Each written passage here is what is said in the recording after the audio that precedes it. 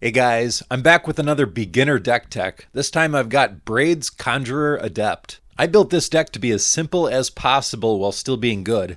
This deck is a good option for if you're trying to get a friend into the game, somebody who doesn't have much or any experience in Magic. Or maybe this deck is for you, and you just want something simple to play against your friends and learn the game. So, Braid's Conjurer Adept costs 2 blue for a legendary creature human wizard that says, at the beginning of each player's upkeep, that player may put an artifact, creature, or land from their hand onto the battlefield. The game plan is to put big creatures onto the battlefield and attack with them for the win.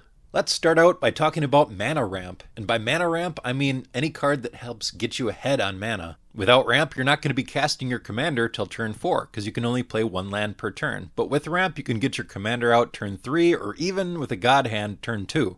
Ramp is also our backup plan. In case we can't cheat stuff out with Braids, we can just cast it with all the mana we have. A quick note for new players who might not know, sometimes colorless mana is represented as a number, like Golem's Eye, add 2 to your mana pool, and some cards will say add colorless, represented by the diamond symbol there, like Sisay's Ring, but these cards are exactly the same. Alright, let's talk about some of the most powerful creatures we can drop with Braids. First, we have 3 huge creatures with Annihilator, and one honorable mention that kind of has Annihilator. Annihilator is one of the most powerful keywords ever printed. It reads, whenever this creature attacks, defending player sacrifices X permanents, where X is the number of Annihilator. So, for example, if you attack with your Ulamog's Crusher, before they block, they're going to have to sacrifice 2 of their cards in play. They can sacrifice lands, creatures, artifacts, enchantments, any permanent, really. Bane of Bala Ged is not technically Annihilator because they exile 2 permanents instead of sacrifice, but basically the same. A quick note about Artistan of Kozilek. It says whenever you cast the spell, you may return target creature card from your graveyard to the battlefield. Now just remember, you don't get this if you put it into play off of your commander. You only get it if you cast the spell. That's fine though, the card is still great. A lot of the creatures draw cards when they enter the battlefield or draw the cards as an activated ability. That's because we want to keep your hand full so we can keep dropping cards off of Braids and also from all the mana we're making. I want to talk about a couple notable ones though. Windreader Sphinx has flying, and whenever a creature with flying attacks, you may draw a card. Now this deck has quite a few flyers, so hopefully if you're attacking with them, you're drawing a lot of cards. But it also triggers off of your opponent's creatures with flying attacking. Sphinx of Enlightenment has flying, and when it enters the battlefield, target opponent draws a card and you draw 3 cards. Now, you never really want to give your opponents cards, but you can use this politically. You can say, hey, if you don't attack me next turn, I'll let you draw the card. Something like that. Arachnus the Omnipotent has tap, draw 3 cards. And also, 2 blue, return Arachnus the Omnipotent to its owner's hand. Now, why is that last part in here? What do you do with that? So if they go to kill Arachnus, or maybe they cast a board wipe that destroys all creatures, in response, you can pay that 4 mana to return it to your hand. Then you can cast it again later. Sphinx of the Second Sun is a really neat one. It's a 6/6 flyer and it has at the beginning of your post-combat main phase, you get an additional beginning phase after this phase. The beginning phase includes untap, upkeep, and draw steps. To be fair, this is not the most simple card, but it is extremely good. And it is also essential that you learn the parts of a turn. They are untap, upkeep, draw, which is the beginning phase, then pre-combat main, combat, post-combat main, and ending. So this card not only lets you draw an extra card every turn, but it lets you use your lands and mana rocks twice. But the real reason it's in here is because it gives you a second upkeep, and Braids triggers at the beginning of each player's upkeep, so now you get to do it twice a turn. If that seems like a bit much for you, feel free to cut it from the deck. It is the most complicated card in here. Next we have 2 clones. Now the original clone is a 4 mana card that says, you may have it enter the battlefield as a copy of any creature on the battlefield. So if you have one of those big Annihilator creatures, you can cast this, make it a copy, now you have 2 of them. Or you can make it a copy of one of your opponent's creatures. But keep in mind the legend rule, which says you can't control more than 1 legendary permanent with the same name at the same time.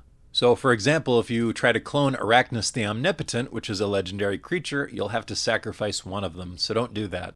Quicksilver Gargantuan works the same way, except that it stays a 7/7. Platinum Angel is always a fun one for new players. It's a 4/4 flyer that says you can't lose the game and your opponents can't win the game. This means your life total can go to 0 or even way in the negatives and you're still not out of the game until they're able to kill Platinum Angel. Stormtide Leviathan is an 8/8 with Island Walk, which means this creature can't be blocked as long as defending player controls an island. But it also has all lands are islands in addition to their other types, which means it's pretty much unblockable. Also, creatures without flying or Island Walk can't attack. And as I mentioned previously, there are a lot of flyers in this deck. Okay, the other main strategy to win this deck has is to steal your opponent's stuff.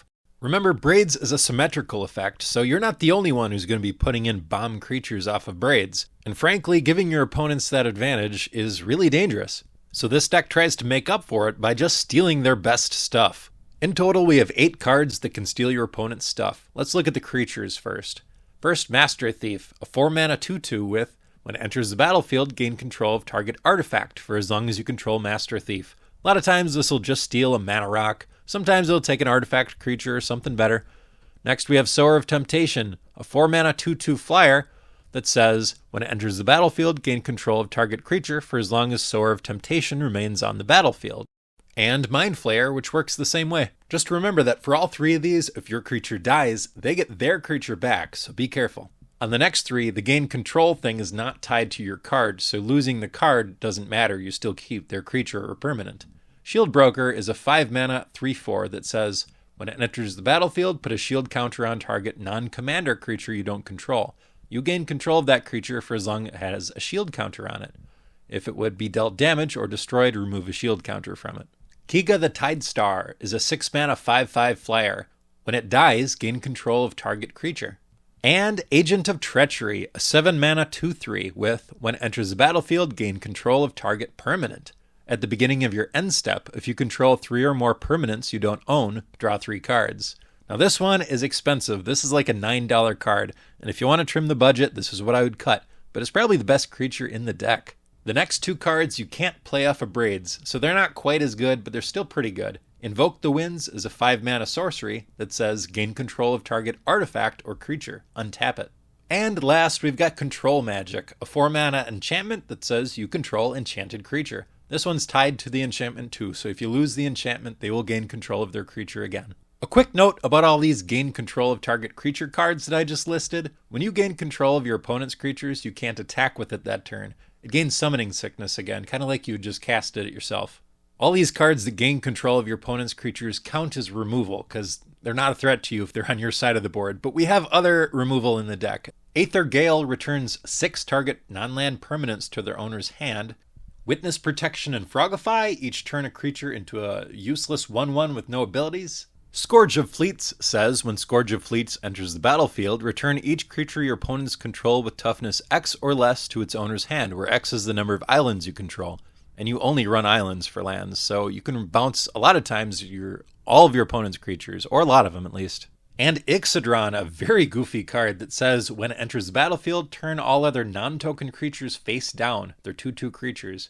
Ixodron's power and toughness are each equal to the number of face down creatures on the battlefield.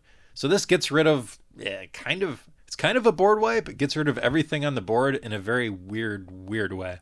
Last, let's talk about counter spells and protection. Now, I wouldn't normally recommend counter spells for a beginner because it can be kind of confusing what to counter. They don't even know what all the cards do yet. But to make it very simple, protect your stuff. Protect the really big stuff you managed to get on the battlefield. Protect Braids if you need to keep her out for your game plan. Also keep in mind that you can't counterspell anything that they put out with Braid's ability because they're not casting the spell. They're just putting it from their hand onto the battlefield. We have 2 basic counter spells, and then we also have 2 creatures that have counterspell abilities tacked on. We have Daring Apprentice, a 3-mana 1/1 that has tap, sacrifice Daring Apprentice, counter target spell, and Siren Stormcaller, a 1-mana 1/1 flyer with blue, sacrifice Siren Stormcaller, counter target spell or ability that targets a creature you control. So that second one, Siren Stormcaller, that one you can actually use its ability, sacrifice it, and counter target spell the turn that you put it out. However, Daring Apprentice is a tap ability, and just like creatures you just cast can't attack, they also can't tap right away. So you won't be able to sacrifice Daring Apprentice until at least the beginning of your next turn. And then, not a counter spell, but another means of protection, Nephalia Smuggler is a 1-mana 1/1 with pay 4, tap, exile another target creature you control, then return that card to the battlefield under your control. This can protect a creature from a kill spell, or it can protect it from dying in combat. It can also re-trigger a lot of the enter the battlefield stuff that these cards have to draw some extra cards or to gain control of something else. Very versatile, very good. Okay, for lands, we've got 36 basic islands. Doesn't get any simpler than that. There's a number of cards I didn't bother discussing, but there's a link in the description to the full deck list if you want to check it out. And if this deck doesn't seem quite what you're looking for, check out one of my other beginner deck techs. Thanks for watching, and I'll see you next time.